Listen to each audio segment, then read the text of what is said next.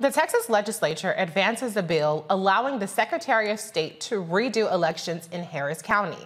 Harris County is where several Democratic candidates posted strong midterm results and have been plagued by GOP claims of election mismanagement.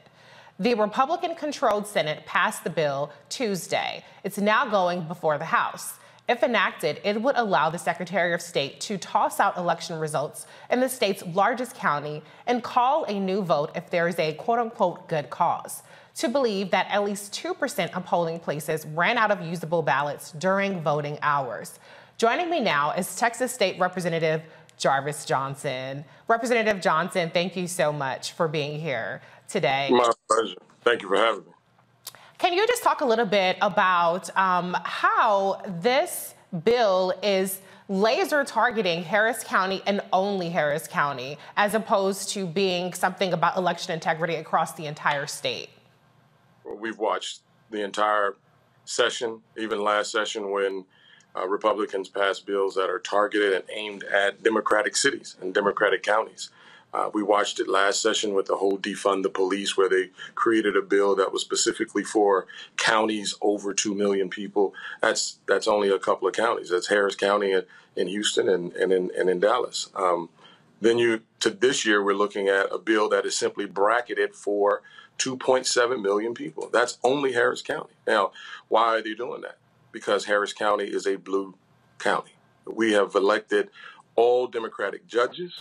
We have a county judge that is a Democrat. We have the overwhelming majority of the county courts, the county commissioners are Democrats. And so they're going to target and bracket all of these bills to simply overturn elections that they don't agree with. And that's the most undemocratic thing that can happen in this country, not alone this state, but this country. And everybody should be fearful, because you have people like Governor Abbott and the Republican Party that have chosen to undo the law and simply make unconstitutional laws that simply give them authority to overturn elections that they simply don't agree with. And they're going to make up rules. They're going to make up stories. They're going to, there was no ballots or they ran out of ballots. And when you look at the amount in Harris County, you can vote at any voting poll that is available. So it's not just you ran out of ballots at this poll, so you don't have no choice of voting. You could go to any poll in the county. So this notion is one that I think is it's unconstitutional, and it's a very egregious law that I think is going to be very harmful, not only to Harris County, but you'll start to see consequently in any county where Democrats are the majority. Right.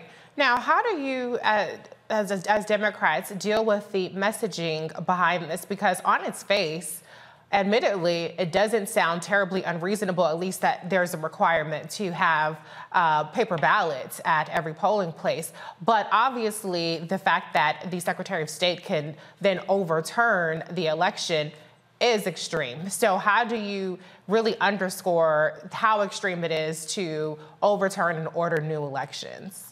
Number one, you got to call it out what it is. You will see that there will be election judges that I think will do some very unlawful things. I think that you have Republican election judges in some of these cities that will purposely sabotage for the very reason of this particular bill, to say that, we ran out of ballots, or we ran out of paper, or the line was too long. Nobody had a problem when lines in the Black community were wrapped around the block couldn't vote for 6 hours because that was the only poll that you can go to. That was not a problem. And when the polls closed at 7 o'clock and you still had people waiting until 3 o'clock in the morning to vote, that's not a problem. But when the elections start to be changed, that's the problem. And so the messaging is very simple. They are going to say that this is wrong, and we want to protect all voters. And they're not trying to protect all voters. They're simply trying to make sure that only their votes matter, and only their votes are cast and counted. That's why they have put forth so many bills that incriminates, prosecutes, and the fear of jail time for people who simply make a mistake. There's a bill that was put forth that it creates a felony if someone votes wrong. A felony for a mistake. And so that in itself is what I think we're having. And so you're going to find a lot of people that, look, I want to vote, but I don't want to get in trouble. And so the ambiguity, that type of, and that threat is what I think put fear in people's hearts. And I think that's the mission of the Republican Party. And so the messaging is we have to fight back against that. And we have to clearly make sure that people understand that we're not going to just sit by and allow these type of bills to be put forward, because they are very, very targeted. And this is a targeted campaign that they have to overturn elections. This is not a democratic process. This is not an American process. This is done so by what is now becoming the king of Texas, and what we have a government, and making these decisions to say, if it doesn't work for me, then I'm going to change it. And I don't need anybody to stop me. And right now, we're almost there. And unfortunately, his own party is allowing him to do these things without any consequence, because they simply think that nobody outside of Harris County should vote for this, because the bill says 2.7. So why should somebody in rural Texas vote on this bill? Because it's only bracketed for Harris County. So, but when we're here in Texas and we're in this country, we vote and we make laws that apply to everybody. Everyone should. This is a law that goes across the board. So to the governor and to all those Republicans that want to bracket this, let's make sure it's for everybody. Let's make sure that this rule accounts for the small towns that ran out of paper ballots. Let's account for any of these areas, because it happens over and over and over again. The number of ballots that were not cast or they didn't have paper was for 40 people out of 1.1 million. And they made this big deal. Oh my God, we couldn't vote. Could you have gone down the street? Could you have gone to the next polling place, which is only, a couple of blocks away? Absolutely. I've done it myself. Lines have been long. I've gone around the corner. You can still count the ballot. So I push all the time. All bills and all laws should be equal and across the board. But I will say this: when we make laws in this state, I always say laws apply to everybody, but they're only applicable to some. And we know who this bill is targeting. They've lost the judges. They've elected 16 black women judges in Harris County. And that has blown people's minds, and they're going, we can't let that happen again. And so we're going to overturn it, because something has had to happen as to why these Democrats are winning. So they're trying to take away our ability to elect democratically elected leaders. Well, I have a question too about just, has there been a different reaction from the citizens of Harris County to this? We've seen Republicans successfully go after absentee ballots, making it more difficult to vote that way, as well as, all of the advances that Harris County made in 2020. There's still time, I would think, to kind of get people really galvanized around this. Have you seen a different reaction to this specific bill than you have in other voter suppression bills that have been proposed? Well, I think but that's the issue. Harris County is absolutely 100% in opposition to this bill. We're opposed to this bill across the board. We're all opposed to this bill. But that's the point. They understand that they can't beat Harris County, so they need the rest of the state to overtake Harris County. So that's why they go get, Collin County. That's why they go get Tarrant County. That's why they go get all of these other, maybe Republican-led counties to say, hey, we need you to help us vote against Harris County. So we have 14 members from Harris County out of the 150. And yet you're going to go and get the other 100 and, help me with my math, 126 people to make a decision for the 14. And I think that's the problem. They understand Harris County is against this. Leaving it up to us, we're not going to support you to come only audit us. We're not going to let you say, we're going to only audit you. Because it happened when we were talking about ballots, where they had a bill last session that simply said, hey, we're going to redo all Harris County elections. And I asked all of my Republican colleagues, do you believe that you won your election? Well, yeah, I won my election. So if you won your election, why do you think that Harris County didn't elect fairly? Well, it's all because Donald Trump lost. And so that was the whole, so this is where all this balloting thing comes from. And this is certainly what the problem continues to be when they want to try to overtake Harris County. But we're trying to stand tall and stand strong.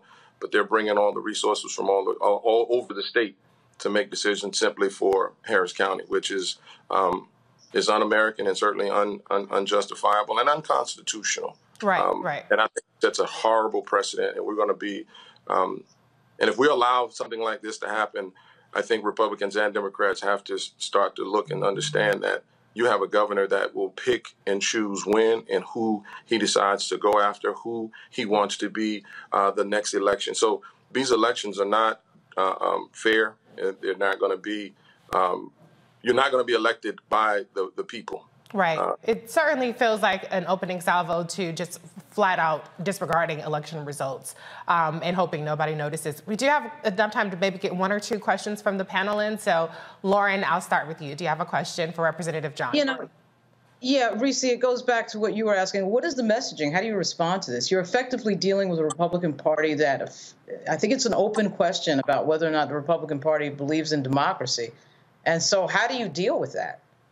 Well, they're undemocratic mindset. They tell the lie enough and over again, they'll start to believe it. And they think that this is an American, this is certainly, we're trying to make sure things are fair and due process is followed. No, it's not. You're literally trying to overturn an election that was fair, transparent, and open. But the messaging for us on the Democratic side is we have to stand tall and stand strong. But we have to send a message that this is not going to be just Harris County. The people in this county are not going to go away, and certainly the mindsets will not go away. And what we're going to find is that you're going to have a minority of people running the majority of this state. And so we understand this is a power grab. This is all it is. The white Republican my white Republican counterparts are simply saying, hey, we're losing our base. What can we do? Well, let's start snatching seats. Let's start telling everybody that everybody else is cheating except for us. We're the only ones not cheating. So, but we're not going to look. And I think it goes back to the story you just said about the candidate from Florida. We're only going to look at Democratic counties. We're only going to look at black districts because why? We're not going to look at our own. We're not going to look to see where the cheating was on our side. We're only going to look at you. And that's certainly what they're trying to do, the messaging. So people have to understand it's not if, it's when they're going to come after you next. And so, but we're standing tall and strong. And I have to even tell my colleagues that are Republicans in Harris County that you have a body of people that elected you, duly elected you. And if you're saying that there has been a problem with the election, then you're saying that you were not elected fairly. And so I'm going to ask, and I certainly will put up an amendment that asks that anybody who votes for this will have to resign their seat because they're saying themselves that they were not duly elected, that something, something happened or there was some illegality, something that was illegal that allowed them to win. So if they vote for this bill, then they understand that they are complicit, and they're saying to the rest of us that that they cheated to get here. Well, Representative Johnson, thank you so much. Keep up the good fight and keep us posted on how this story unfolds in Texas. Thank you so much. Thank you. You guys keep up the good work, keeping everybody informed and educated. Thank you. All right, folks, back to our Roland Mark Unfiltered video in just one moment. When you talk about blackness and what happens in black culture, we're about covering these things that matter to us, speaking to our issues and concerns. This is a genuine people-powered movement. There's a lot of stuff that we're not getting. You get it, and you spread the word. We wish to plead our own cause. Too long have others spoken for us. We cannot tell our own story if we can't pay for it. This is about covering us. Invest in black-owned media. Your dollars matter. We don't have to keep asking them to cover our stuff. So please support us in what we do, folks. We want to hit 2,000 people, $50 this month, raise $100,000. We're behind 100,000, so we want to hit that. Y'all money makes this possible. Check some money orders. Go to P.O. Box 57196, Washington, D.C. 20037- 0196. The Cash App is $RM Unfiltered. PayPal is R Martin Unfiltered. Venmo is RM Unfiltered. Zelle is Roland at RolandSMartin.com.